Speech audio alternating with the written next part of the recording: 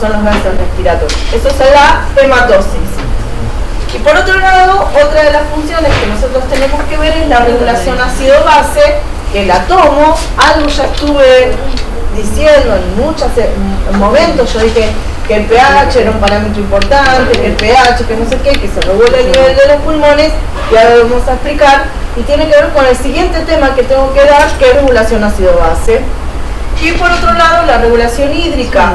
La superficie expuesta de los pulmones es muy grande y se pierde mucha agua. Entonces, cuando aumentamos la frecuencia respiratoria, también aumento el porcentaje de pérdida de agua a través de la respiración, y eso colabora también con la propia deshidratación que tiene el ejercicio en sí por el aumento de la temperatura y la disipación del calor.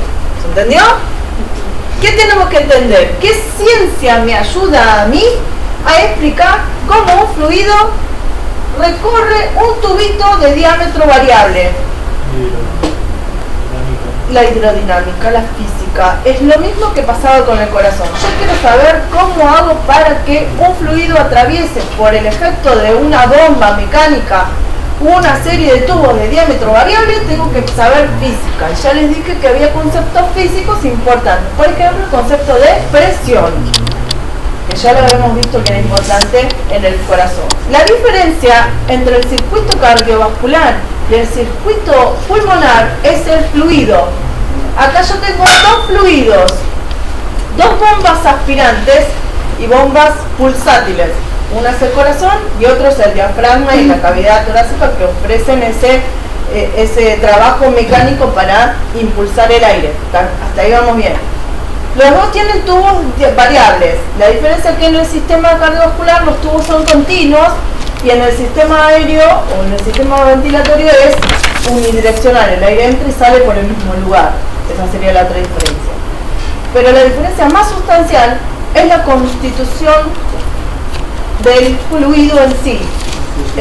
Exactamente. La sangre es un líquido y los líquidos no son compresibles. Y el aire sí es compresible, o sea que es afectado por la presión, el volumen y la temperatura. Y para eso tengo que saber las leyes de los gases ideales que ustedes han atravesado en la escuela secundaria. Hermosísimas leyes que dicen, como la de Gay-Lussac, la de Dalton, ¿no? ¿Les suena? Charles, ¿no? Bueno, no enseñás a mí. no enseñé nada. Pero son importantes. ¿Quieren saber el gases? Tiene que estar bien. Las consecuencias van a tener que ver con eso. La diferencia sustancial es que el aire sí se puede comprimir y es afectado por la presión. Y eso afecta a la respiración. ¡Es obvio! Por ejemplo, no es lo mismo respirar cuando estoy abajo del agua. O no es lo mismo respirar cuando estoy arriba de la montaña. ¿Por qué? Porque las diferencias de presión cambian y alteran el estado gaseoso de ese gas, que es el aire. Y el aire, métanselo así, acá en la cabeza, es una mezcla de gases. ¿Qué es el aire? ¿Qué muevo yo y saco de mis pulmones?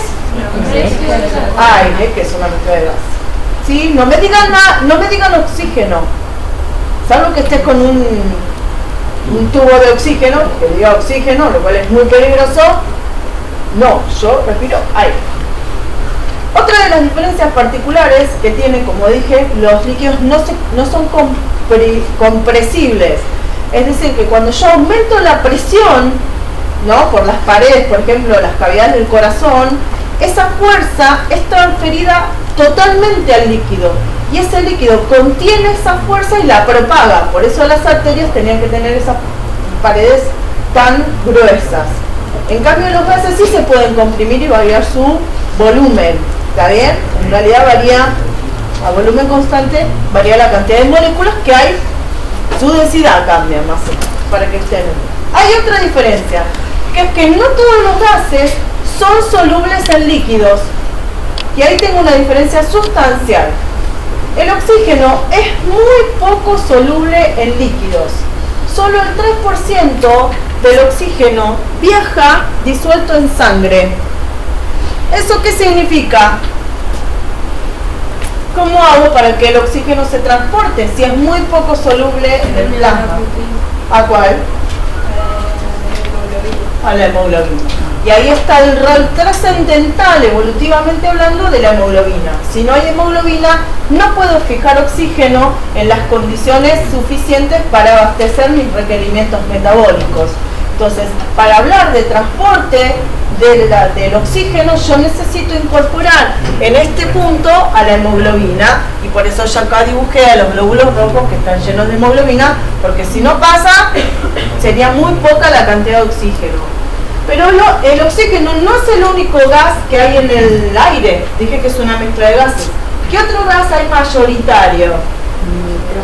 El nitrógeno. El nitrógeno es mayoritario. Es a presión atmosférica, o sea, la presión normal, el nitrógeno es totalmente insoluble en líquidos. ¿Y qué consecuencia tiene esto que dije? No puede viajar con corriente. No viaja, no se mezcla. A presión atmosférica. ¿Y cuánto varía la presión? ¿Cuánto estoy Por la altura. por la altura? Entonces, si estoy muy profundo, por ejemplo un buzo, el nitrógeno pasa a ser soluble en la sangre, y entonces a esa presión el nitrógeno empieza a entrar al torrente sanguíneo en poca cantidad, depende de cuánto tiempo esté sumergido, y depende de cuánto tiempo tarde en volver a la superficie, voy a poder hacer el intercambio a nivel de los pulmones. Si salgo muy rápido, soy como una especie de Coca-Cola, viste, que quiero abrir y me estallan las venitas de todo. Como acá pasa mucho, porque hay buzos y hay un montón de actividades que se desarrollan en el mar, en el HPC hay una hermosísima cámara hiperbárica que usted puede depositar su cuerpecito ahí y tratar de hacer que el nitrógeno salga más lento y evitar el síndrome del buzo que te puede matar. Después vamos a ver, dentro de las adaptaciones nos interesan mucho las que tienen que ver con la altura, que también afectan el deporte, e incluso como mastromarino nos vamos a salta a entrenar porque la altura me beneficia en la carrera y bueno, todas estas cuestiones que son interesantes de ver. Para saber cómo se mueve este volumen de aire, al igual que pasaba con el volumen de sangre, voy a tener que tener un gradiente de presión. Siempre los fluidos se mueven desde una zona de mayor presión a una zona de menor presión. Si no, no se mueven. Por lo tanto, yo necesito una diferencia de presiones, un gradiente de presión, para que se dé el flujo global. Ese gradiente de presión va a estar posibilitado o habilitado por un músculo, en el caso del sistema respiratorio, el diafragma y los intercostales. Entonces, si no saben mecánica respiratoria, lo repasan. Para ver hematosis, tenemos que entender anatómicamente que tenemos el alvéolo y que hay una membrana respiratoria cuyo gas tiene que atravesar. Por eso es muy delgada. Y lo que voy a tener adentro del alvéolo, ¿qué era? No, adentro del alvéolo, ¿qué hay? ¿Qué entra? Aire. Y ese aire, como es una mezcla de gases, tienen cada gas una presión diferente. La presión, esto que tienen acá, mmHg, es milímetros de mercurio, es una medida de presión.